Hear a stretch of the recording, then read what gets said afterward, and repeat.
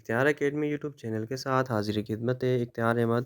मैं आज आप लोगों के साथ आज एसपीएससी का एक टेस्ट हुआ है, assistant director for education department. इस टेस्ट के अंदर जो current affairs, Pakistan affairs, general knowledge या इंग्लिश से रिलेटेड जो एमसीक्यूज़ आए हैं उन्हें सोल्व करूँगा। उम्मीद करता हूँ यह आपके आने वाले टेस्ट में आपको काफ़ी हेल्प करेंगे। आगाज़ करते हैं।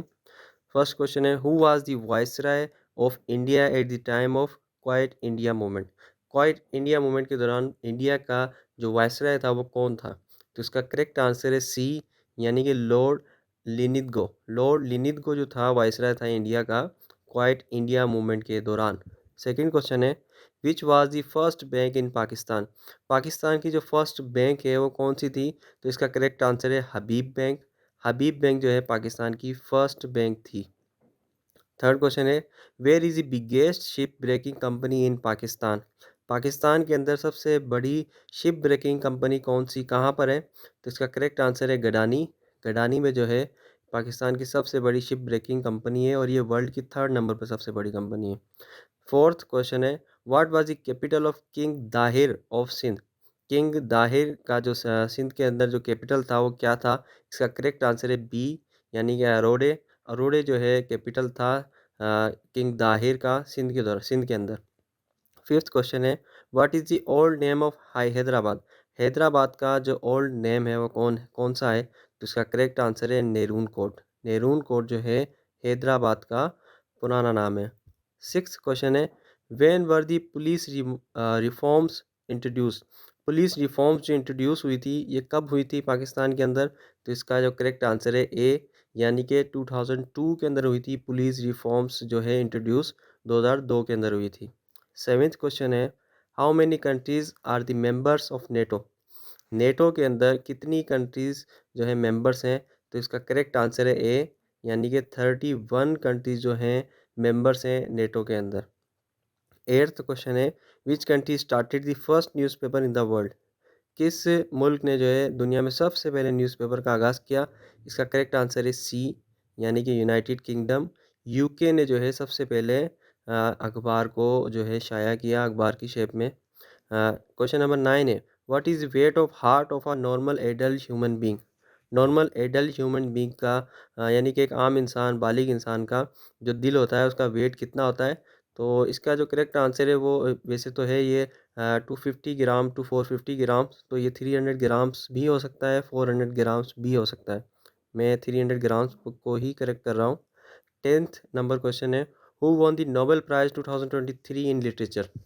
नोबेल प्राइज़ 2023 के अंदर लिटरेचर के अंदर किसने जो है नोबेल प्राइज़ हासिल किया है? इसका करेक्ट आंसर है ए, यानी कि जॉन फोसे को मिला है नोबेल प्राइज़ लिटरेचर के अंदर 2023 के नोबेल प्राइज़ में।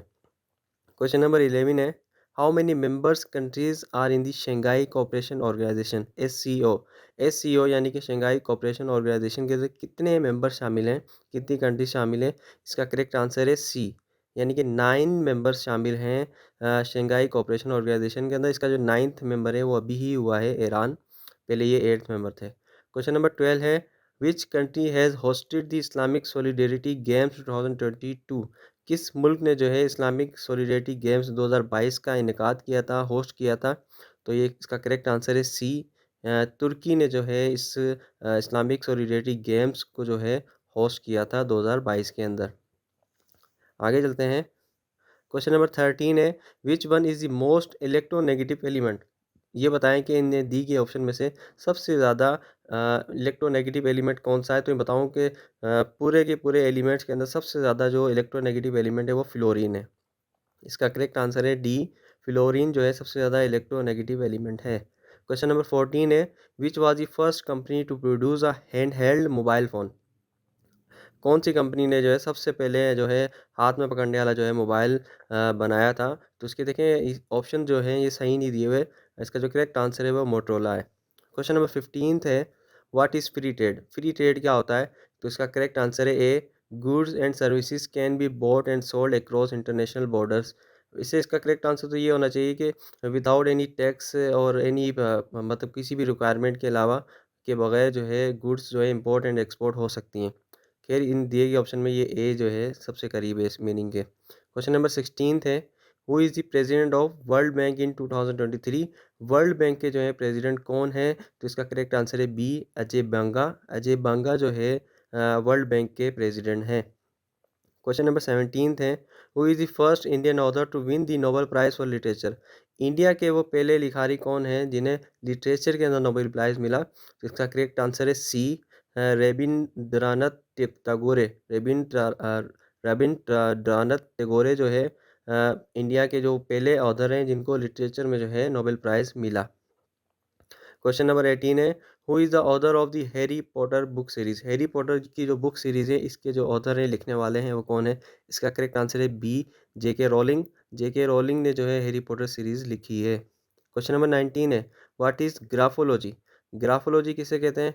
तो इसका करेक्ट आंसर है, ये हैंड राइटिंग के बारे में पढ़ने को ग्राफोलॉजी कहते हैं। इसका करेक्ट आंसर है ए, यानी कि स्टडी ऑफ हैंड राइटिंग।